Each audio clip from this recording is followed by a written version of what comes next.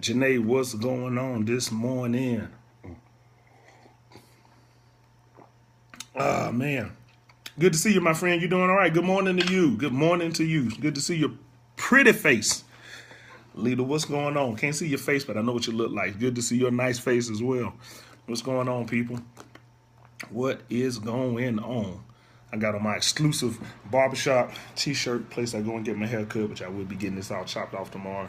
So I'm going to get my 27-year-old look on again soon in about 24 hours. Hope y'all doing good this morning. 7:30, so we're going to go ahead and we're going to get this started. I'm happy to say that it is 7:30. We're online. I am Dr. Thomas Rashard Easley. Happy to be here with you all. Let's get the formalities out of the way. You can follow me online, youtube.com/RASHAAD, facebook.com, Rashard Easley. Yes, so fresh and so clean at all times.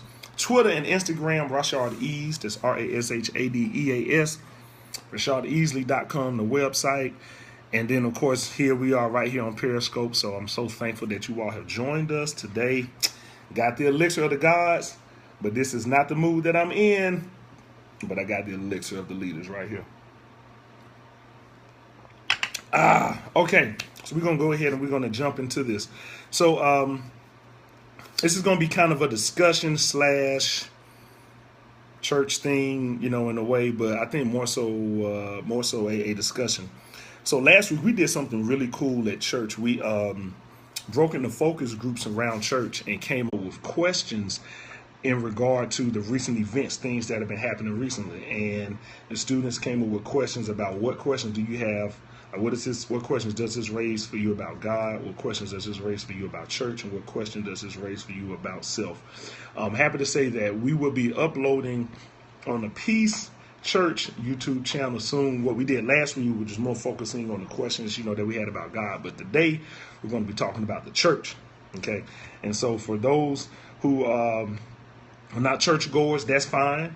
Because in a way, really to ask what is the church's responsibility is really to ask what is your responsibility, because the church technically is us. Like, it's me. Like I'm the church, you're the church, So the church is really, it can be a person. It's not just four walls and it's not a building, but it's actually us. It's me individually and me coming together with a community and us joining forces to do some good for wherever it is that we are or wherever it is that we're placed. All right, so it's me. That's right, it's me. So so let me just do something like let me be vulnerable and open with some people here. Good morning, Ellen. What's going on? I see y'all. Last week was a good week, but it was a real busy week for me. It was a real busy week.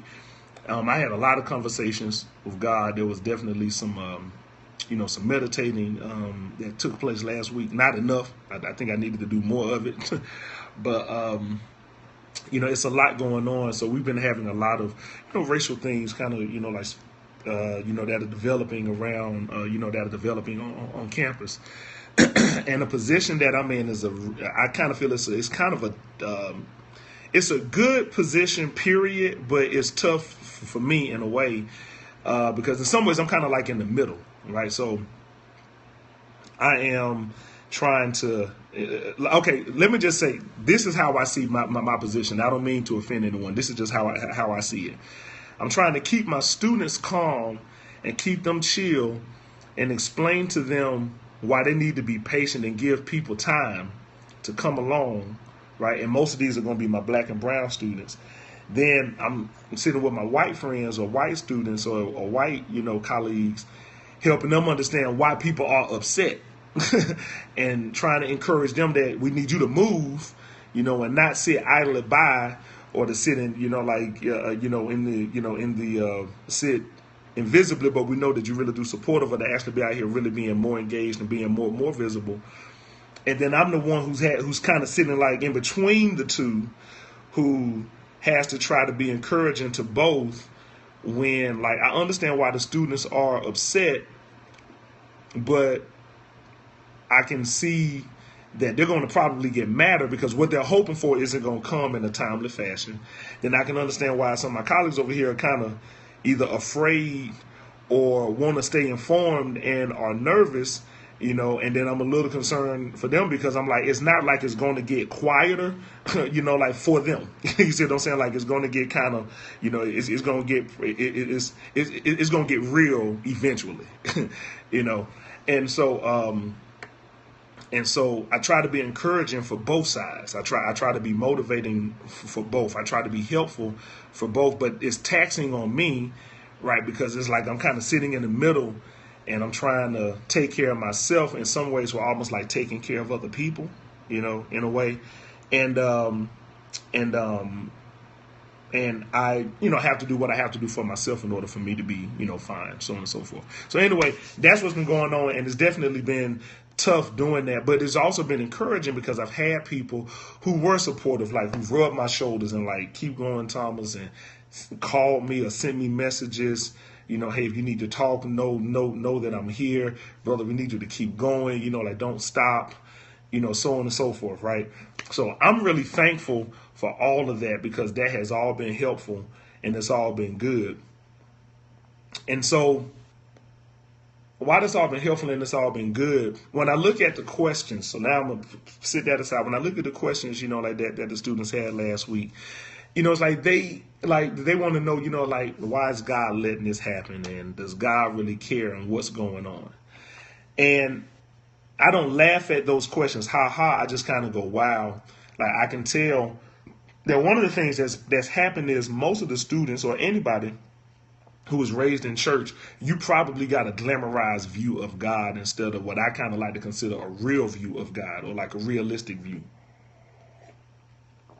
And what I mean is that a lot of times, like when people are like glamorized is, to me, is when things are going well in your life, you're told that that's when God is with you.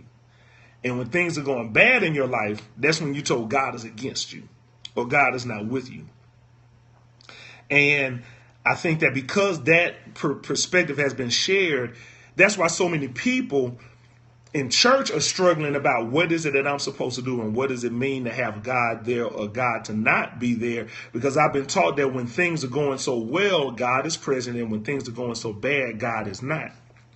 What I believe is that perspective, in a way, kind of transcends or comes over into, in some ways, this image that we see about ourselves, right?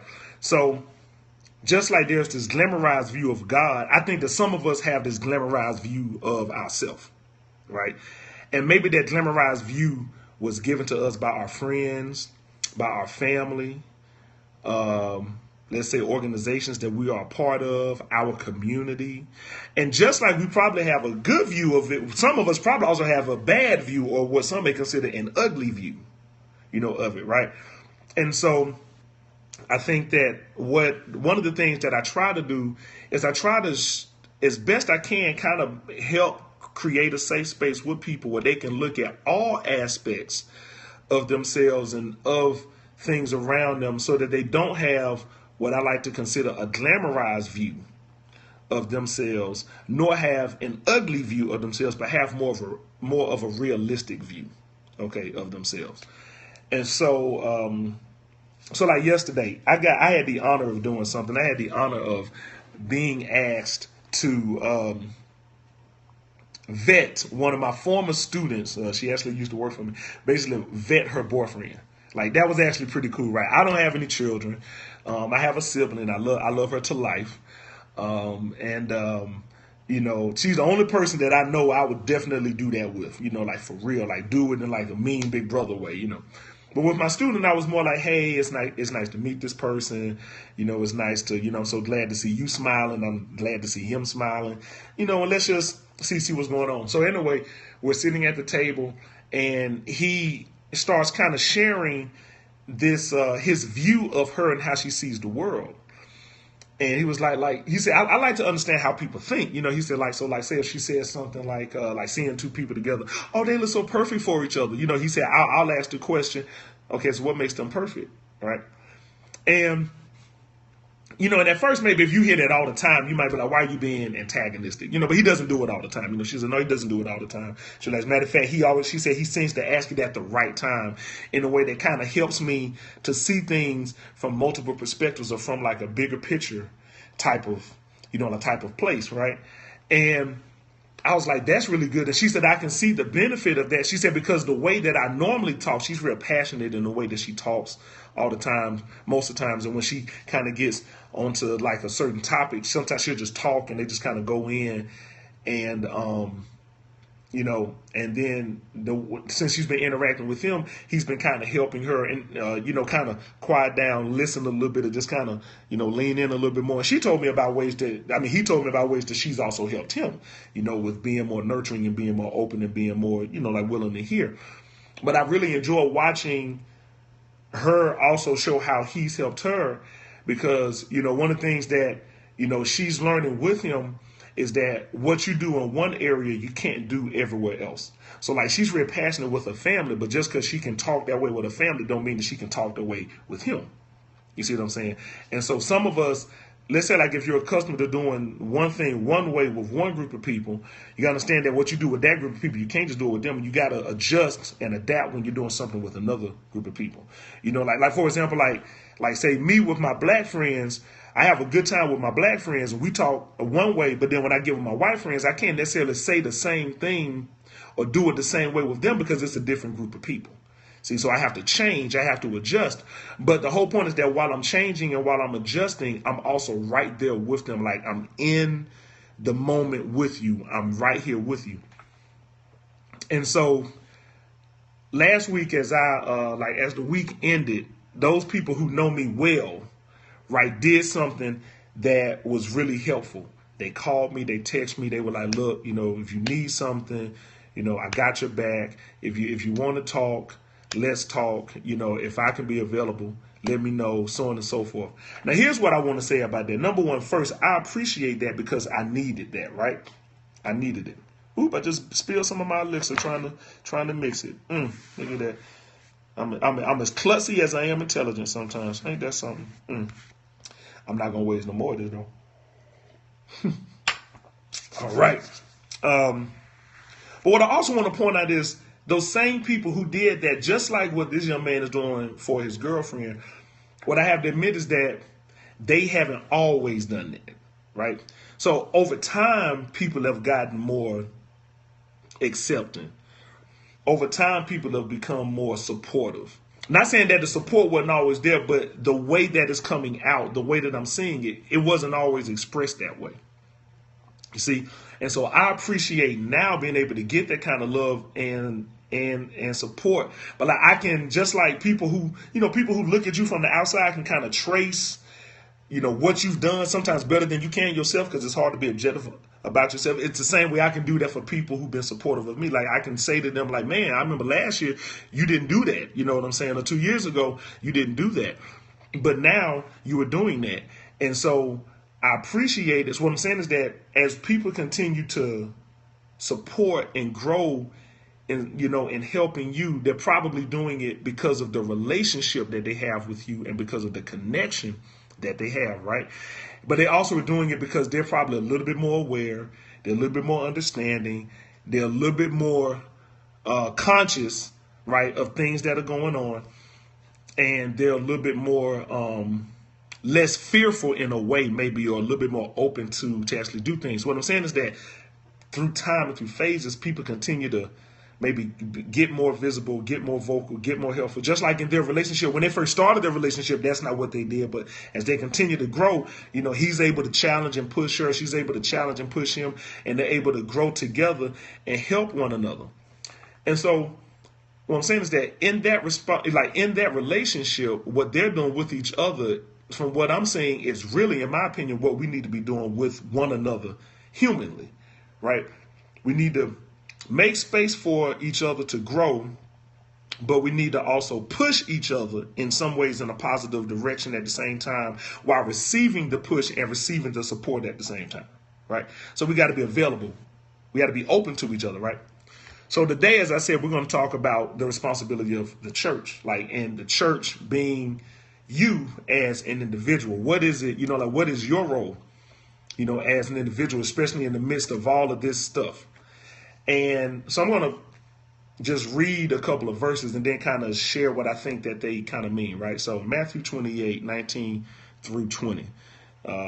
Jesus says to his disciples, therefore go and make disciples of all nations, baptizing them in the name of the Father, the Son, and the Holy Spirit, and teaching them to obey everything I've commanded you, and surely I'm with you always to the very end of the age. So when I look at that, and it's like, go and make disciples of all nations, right? That means that we're supposed to go and help make disciples for what it is that we believe, right? But some people look at that and see, when they see that go and make, they probably think that that means go and force, go and make people do something. And that lends itself to how a lot of, religions have been brought into power anyway. People have gone somewhere and they've made you do something. But the thing is that, no, we can't make anybody do anything, because when you make them, as far as it being something that's genuine to them, that's really not a sustainable way of doing it, because you can't make anybody do something for them to fully really believe it and take it. But what you can do is you can go by showing them, because it said baptizing them in the name. So that means that we're dipping them in, as some would say, dipping them in the water and doing it in the name of the Father, Son, and the Holy Spirit. Well, that means that there's something that they have to experience in order for them to receive the Father, the Son, and the Holy Spirit. There's something that they have to go through with you for them to receive it. Not you making them do something, but for them to receive it by interacting with you. So what I've recently heard from people who interacted with me, they were like, you kind of hold your friends to a level of accountability that most people don't do.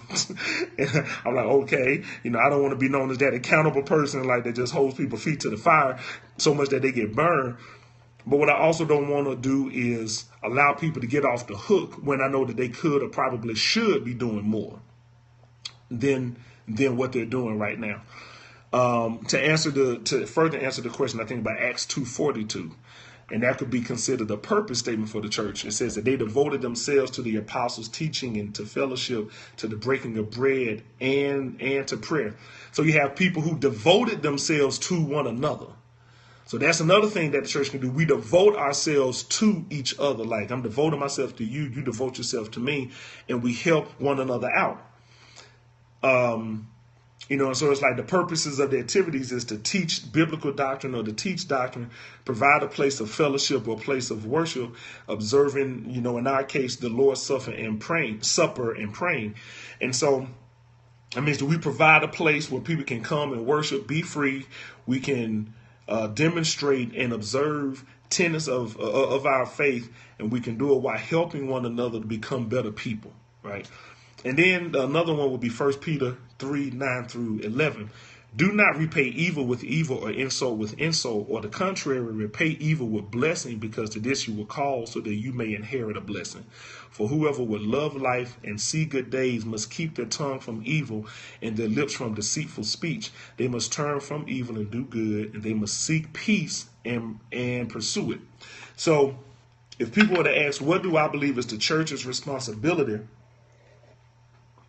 in all of this stuff that's going on today, I'd probably say 1 Peter 3:9 through 11 is probably the best answer, at least right now, at least from my understanding of where I am at this point. That's the best answer. Don't repay evil with evil, but repay evil with a blessing.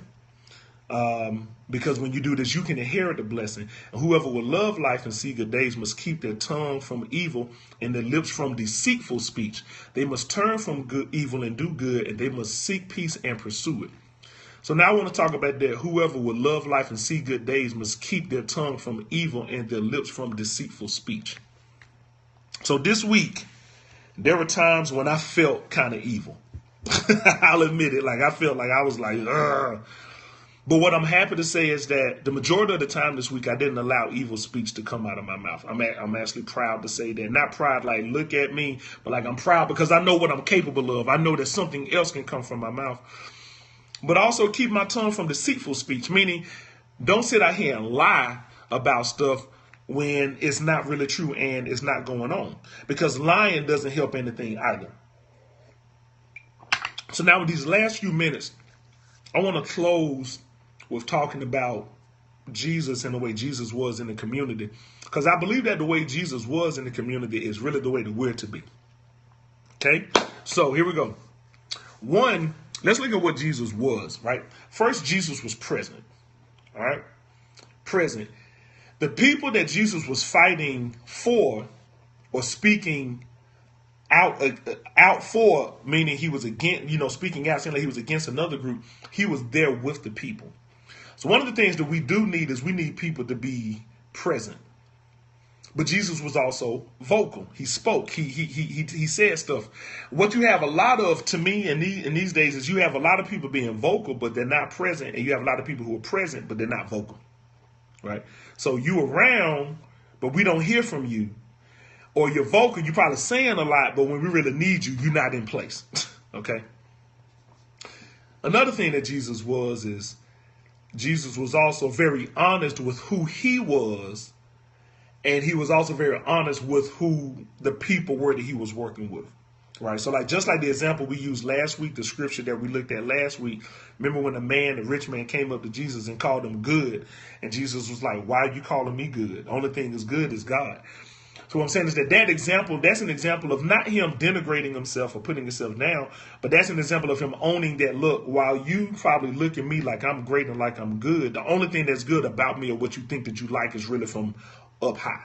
Like, I'm really just here representing the one who sent me and doing what I need to do for the people that I love and those who I care about. So don't get so caught up in looking at me, but more so get more caught up in my focus and what I'm actually doing and who I'm doing it for. So that's one of the things that I work, that's one of the things that I'm challenged to do, especially when I'm out here doing speaking and meeting people. And I've met some people who get impressed by me and who like me and stuff. And that's really been an interesting thing to actually navigate and, because I'm not a motivational speaker pimp or anything like that, but it's one of those things to really keep in check because, in my opinion, when people like me or more so into me, they're really into what I represent. They're not really into me. They're into what's going on inside of me. So that's why that doesn't go to my head usually. It's because I'm like, I understand they really like the God in me, not necessarily Thomas himself. Because Thomas himself is really a trip, and I got a lot of other parts and chapters to me that aren't this whole good and great guy. I'm not a bad guy. It's just that I got a mouth. I'll cut you with my tongue if I'm crossed the wrong way and if I'm not in the right position spiritually and mentally, emotionally.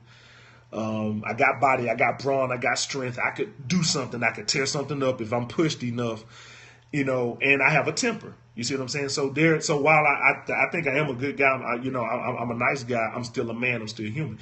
So I don't ever want people to look at me like he's so good and he's so great because I know personally that I am not, right? And so I think that because I know personally, I'm not saying people need to be like me, but I think that there are a lot of us out here who don't really look at ourselves in a real, true, honest light, And so I want to talk to those people who are very supportive of me and supportive of things that are going on, which is thank you for being supportive. And I appreciate them being supportive of me. But while they're being supportive of me, I need you to take that same support and I need you to take that out there to the street and give it to people who actually really need it. See, because when I was doing that talk on Thursday and presenting to these people, I was doing a keynote. I was telling them, I was like, a lot of people are afraid to speak up and they don't want to say anything, right? Because the other thing that Jesus did is that Jesus didn't hold on to things. Jesus let go of things. The only thing that Jesus held on to was his relationship with people. But Jesus didn't hold on to material things. So therefore, there was nothing for Jesus to latch on to on this earth except for people. See, he didn't have clothes to latch on to. He didn't have a house to latch on to. He didn't have a car to latch on to. He didn't have clothes to latch on to. Really didn't even have a job to latch on to. All Jesus had was himself and the purpose of what he was doing. So it actually seems like it may have seemed easy for Jesus to do what Jesus did because there was nothing to hold Jesus back from doing what Jesus was doing, right? And so with a lot of us, I think that's one of the reasons why we're held back, right? Like, because we have all of these other things that we are concerned about. Like, I want to keep my job. I want to continue living this life that I'm living. I want my family to love me and respect me, especially if I have a family that's a bigoted family or like a family that's a sexist family. I want my community to embrace me, even though my community may be closed-minded, may be, challenged in a way. So it's like we want to hold on to that, but truthfully, for us to really step out and do what we need to do. And some ways we have to let go of that. And sometimes that's really looking at ourselves and really being honest with ourselves about something. So I'll give you an example. It's not to offend anybody. But last week we were talking in church, and some of the students agreed with this, that we don't like seeing certain people get preferential treatment. Like, that's one of the things that we don't like. And of course, the group that they were talking about were white people. Like, we don't like seeing, because this is a majority black congregation. They were like, we don't like seeing white people get preferential treatment. And they know white people get preferential treatment. Some white people may not know that they get it, but we know it because we see it. This is how I challenge the students. I said, well, if you don't like seeing them get preferential treatment, then what you really got to do is challenge yourself, and really more so better say, I don't really like seeing anyone get preferential treatment. And they were like, okay, and I like, because you can't just single out one group without singling out yourself and calling yourself out. So I said, well, let's look within our community. I said, don't we have people within our community that at times maybe potentially get preferential treatment? And they were like, and they were thinking, they were sitting there thinking. And I said, well, look around you. Look at all of our people who are in black Greek letter organizations. How do we respond to them when we have events and stuff on campus? How do we respond to them when it's time to get online and go and do stuff? Things change. Like, see, the treatment changes. The mentality changes. Things, things start to meander and things switch, right? And because you don't know it or you don't see it because you probably are in it, doesn't mean that it doesn't happen. It just means that you don't notice it. You're not really aware because you're probably in the midst of it. You were in the thick of it, But when I said it, and then you can see the faces, it was like, And I said, but that's not to make you feel bad. That's just to say, look, we have it here. But if we have it here and we don't notice it, imagine what other people are going through. Imagine what they are not noticing. You see? And so this is why the other thing that Jesus did was, why Jesus cared for his people, he also challenged his people too. He challenged the disciples. He didn't allow them to just be comfortable around him or with him. He challenged them to do more, and he challenged them to do better.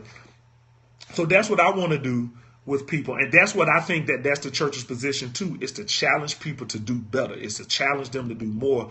It's to challenge them to get out of their shell, to get out of their comfort, and to get busy out here doing something in the community. So what I want to say now is I want to challenge those friends of mine who are so supportive of me and who got my back, who are willing to be there for me, by saying first, thank you. And I appreciate it. And hey, I need it. But in actuality, my struggle will probably be a little bit easier and better if you are out here actually doing the work with me, instead of supporting me in the background being invisible. You see what I'm saying? And supporting me by saying, I know that you're great and I know that you're the best for. No, don't get me wrong. I appreciate it. But I also want to say, I need you out there.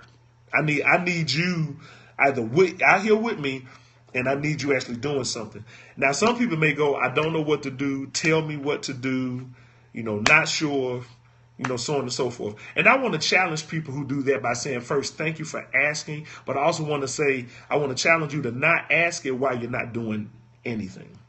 Because while people are asking that question, what I appreciate is that the disciples were asking Jesus things while they were engaged with him. You see, so now I want to challenge us to be like the disciples too.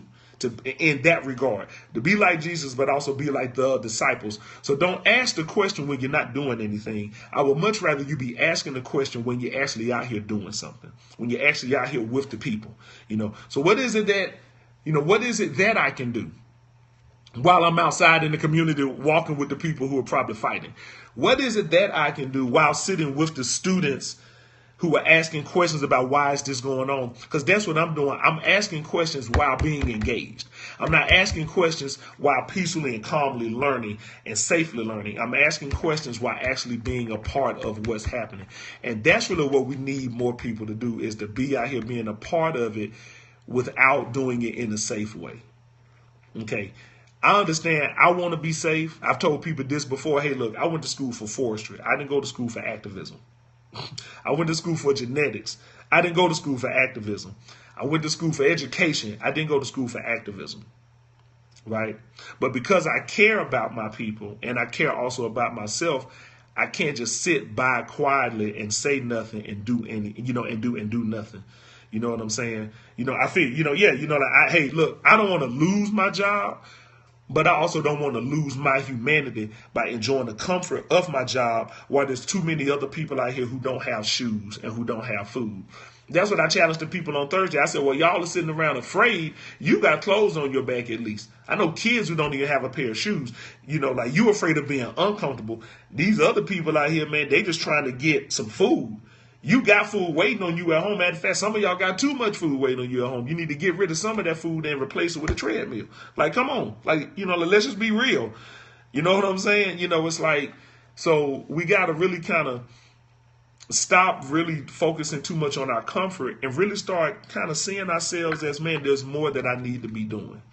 And so I want to hear again, thank you, you know, for being supportive of me and rubbing my shoulders. I'm not, well, that's the thing. Really, I'm talking about everybody. Because when you really think about it, that's actually everybody. That's everybody that you know, myself included. It's everyone that you know. Everybody that you know could be doing more. Everybody that you know could be more engaging, could be more active. Everybody that you know could be more vocal and be more visible. Everyone that you know probably could be doing a whole lot more. And the main reason why they don't do it is fear, ignorance, and also afraid of losing their comfort. That's usually the main reason why people are not doing it.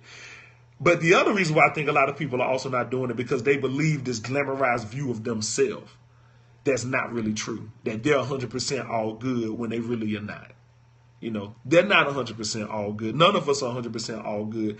We all got some darkness, if you will, not to take away from, take away from the goodness or take away from blackness and putting that black part on it, you know, but just saying darkness as in, yes, if you asking them, so, you know, it's like, you know, so I really want to encourage people to, you know, just look at yourself and look at what it is that you could be doing, you know, and then just kind of start asking yourself.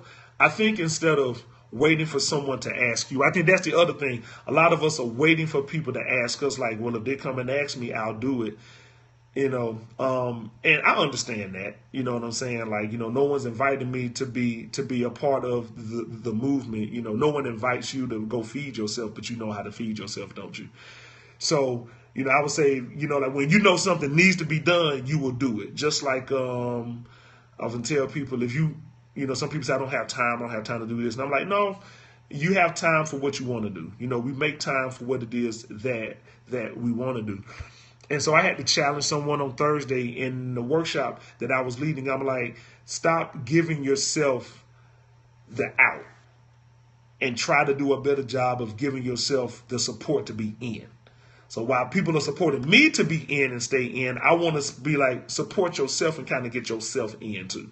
You know what I'm saying? Like, be a part of it. I'm not saying do what I'm doing because I'm not you and you're not me.